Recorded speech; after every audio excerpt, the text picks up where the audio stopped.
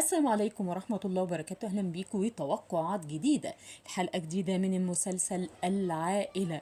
حب أصلا لديفين هيخسروا الملايين، ده شعار وعنوان توقعات النهاردة.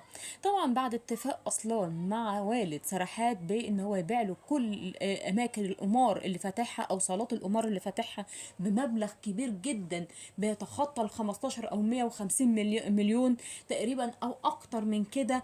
هيخسر كل المبلغ ده اللي جاله كده في لحظة، قدر بذكائه ان هو يلعب لعبته ويضحك عليهم، على مع ان اساسا ما كانش اتفق مع اي حد تاني ولا على عرض عليه الرقم دوت. ولكن بعد العرض وبعد الذكاء وبعد الخطة وبعد نجاحها هيخسر اصلا الاتفاق وهيخسر الملايين دي كلها، بعد ما يعرف ويتأكد ان سرحات هو ورا ضرب يامور ووصلها لحالة طبعا صعبة جدا. البنت طبعا هتدخل، هي ممكن يحصل لها ارتجاج في المخ، تشوه في وجهها بسبب الضرب اللي ضربه لها. وطبعا الاصابات دي هتأثر عليها وعلى طبعا على حياتها، وان هي كده البنت بتدفع ثمن ماضيها السيء اللي كانت فيه. وان هي طبعا مسكت عليه زلة في يوم من الايام ان هو قتل واحدة من صديقاتها، وان هي كانت ماسكة عليه الفيديو وتهددته. طبعا راحت وقالت لناس كتير ان هو قتل البنت ديت،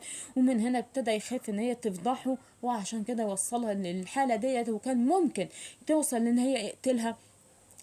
ولكن طبعا اصلا لما هيشوف ان ديفين بتبكي بدل الدموع دم على اختها اللي اكتشفت ان هي كانت مرافقه في يوم من الايام وما كانش تعرف اي حاجه عن الكلام ده، ان ما توصلش بيها ان هي تفقد اختها او تموت او يحصل لها اللي حصل لها ده.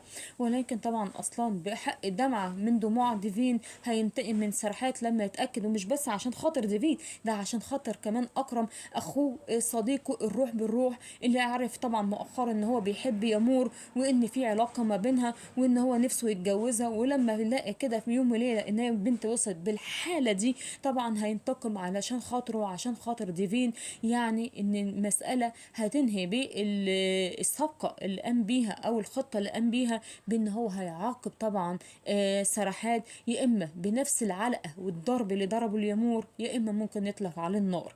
ولكن طبعا هي ذات نفسها ديفين مش حابه ان هي توصل للدم. ابسط حاجه ان اساسا لما يعرف مين اللي عمل في اختها كده ان يسلمه للشرطه وللعداله تاخد بحق اختها. ولكن طبعا اصلا ما بيعرفش حاجه اسمها عداله ولا شرطه ولا حكومه، ولكن اكتر حاجه بياخدها الدم بالدم والعين بالعين والسن بالسن.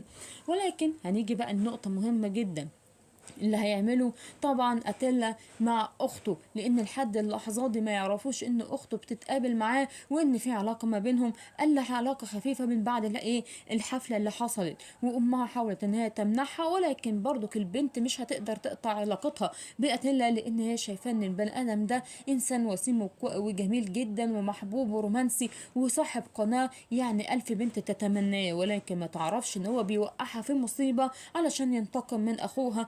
ولكن هيعرف في الحلقة القادمة بوادر ان اخته كانت بتتقابل مع اتيلا، وان ممكن يكون ورا منها كارثة، والكارثة دي هنتابعها. واشوفكم على خير واقول لكم الى اللقاء.